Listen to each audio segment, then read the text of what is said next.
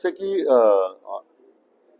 ज्या वंशवाळी समितीच्या आलेल्या रिपोर्टप्रमाणे दाखल दिले गेलेले आहे. आता त्या जात पडताळणीच्या मध्ये जर असं लक्षात आलं असेल की काही काही चूक आहे, काही कागदपत्र चुकीचे सादर केले असतील, तर तो जात पडताळणीला समितीला तो अधिकार आहे. तर ती कायदेशीर स्थापित झाली समिती. परंतु आमची भूमिका हीच आहे की किमान आता दाखले द्यायला सुरुवात झाली, मोठ्या प्रमाणात दाखले दिले जात आहेत. असं कुठं जर त्याचा काही विपरीत झाला असेल किंवा काही चुकीच्या माहितीच्या आधारावर काही झाला असेल, दाखले दिले असतील, तर निश्चितपणे त्यावर कारवाई झाली पाहिजे.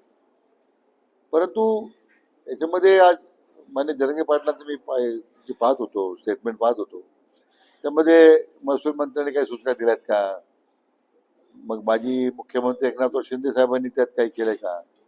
खरं म्हणजे आता हा मुद्दा तसं काही राहिलेलाच नाहीये.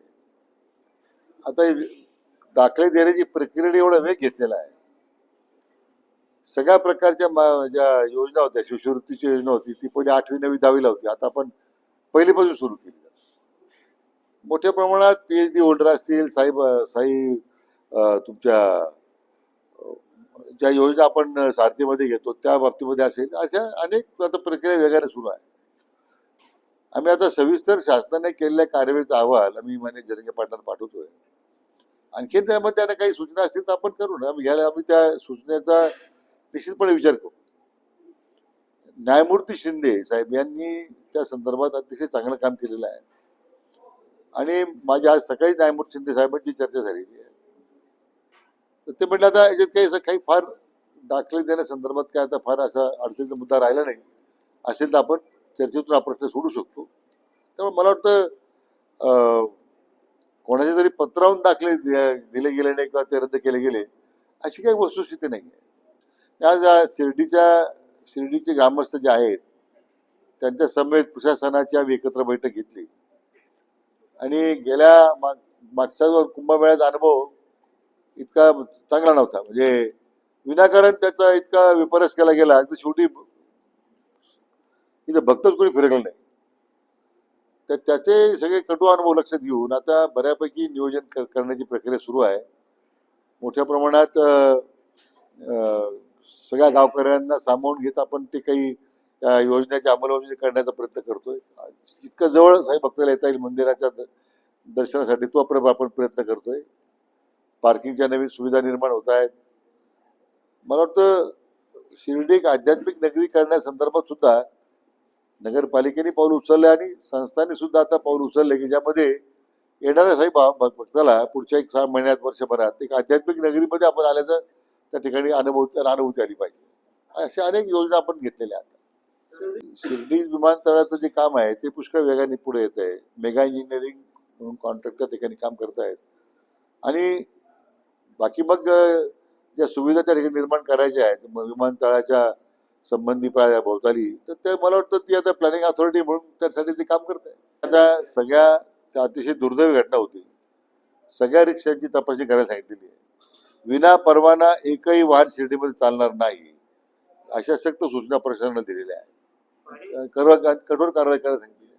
आणि अशा पद्धतीने जर परवाना धारक जरी अशा पद्धतीने तक्रार आली तर परवाना रद्द करण्यासंदर्भात सुद्धा तात्काळ कारवाई करण्याची सूचना दिलेल्या आहे. आणि आज नशामुक्त भारताचा जो एक मोठा संकल्प देशाचे लाडके प्रधानमंत्री आदरणीय नरेंद्र मोदीजींनी केलेला आहे, राज्यामध्ये त्याची सुरुवात आपले लोकप्रिय मुख्यमंत्री मान्य देवेंद्रजी फडणवीस साहेबांनी केलेला आहे.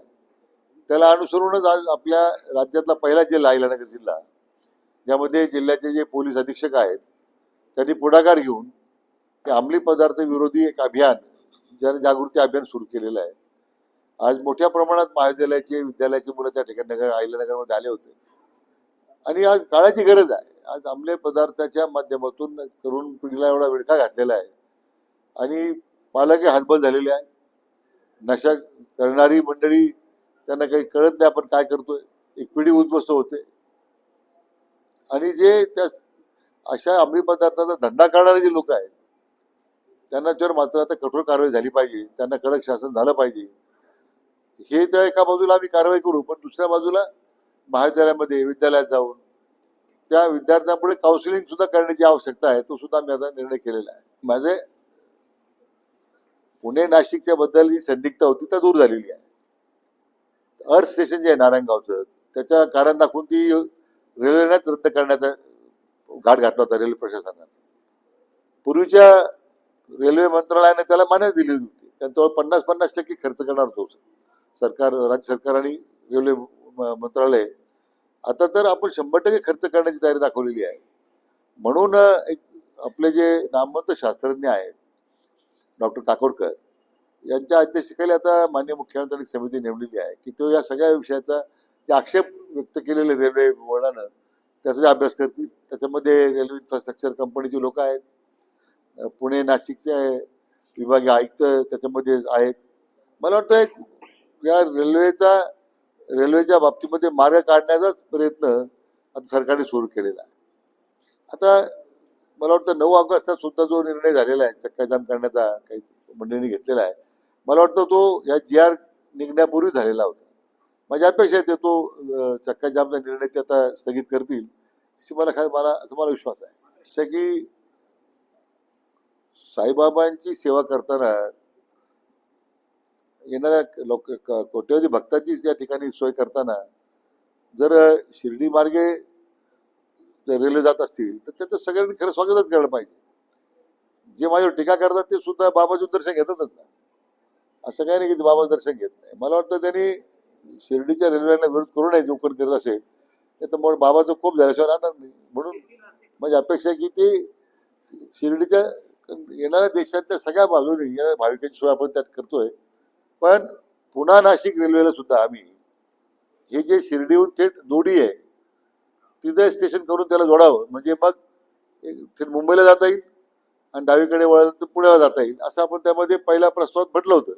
पण मध्येच हा बंद करण्याचा निर्णय झाला. आता नवीन कमिटीमध्ये जेव्हा निर्णय होईल आपण परत त्याच्यात चर्चा करू. नाही, मला तर मी तुमच्या माध्यमातूनच पाहिलं मी ते, कारण म्हणजे पोलीस प्रशासन तात्काळ कारवाई केली पाहिजे, वाहनं जप्त केले पाहिजे, नाही वाहनं जप्त केली पाहिजे आणि ज्या भागातून तो गुन्हेगार येतो तिथं गुन्हा रजिस्टर करून त्याच्याविरुद्ध सुद्धा त्याला शिर्डीमध्ये येण्याचा प्रतिबंध करण्याचा सुद्धा आपण निर्णय केला पाहिजे.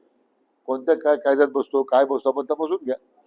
परंतु अशा मोकाट गुन्हेगार जर राजमुद्रा लावून जर गाड्या फिरत असतील तर गंभीर आहे एकदम.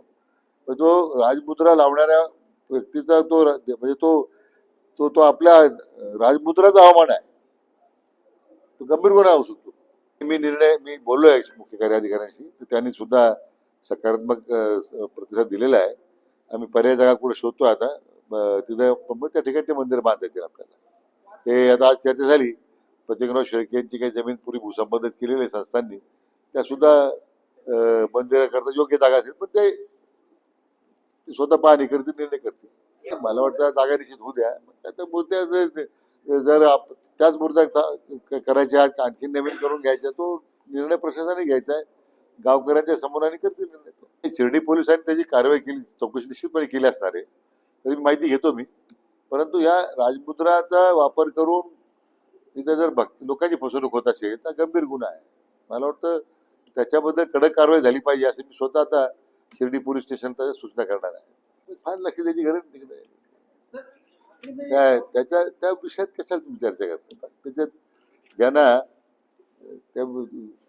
ते माजी खासदार आहेत ते निर्णय करतात, मतदारसंघामध्ये मतदारसंघ सार्वजनिक कामासाठीच बैठक घेतात, व्यक्तिगत कामासाठी काय करतात. पण जाऊ दे, तो विषय आता चर्चा नाहीये. पावसाच्यामुळे व्यत्यय थोडा येतोय, पण आता किमान कोलारपर्यंत रस्ता आपला बऱ्यापैकी झाला. आता जो आता हा थोडाच पॉकेट राहिला सावळीवीर जवळचा, तुम्हाला तसं पाऊस उघडेल लगेच पूर्ण होईल त्याचं.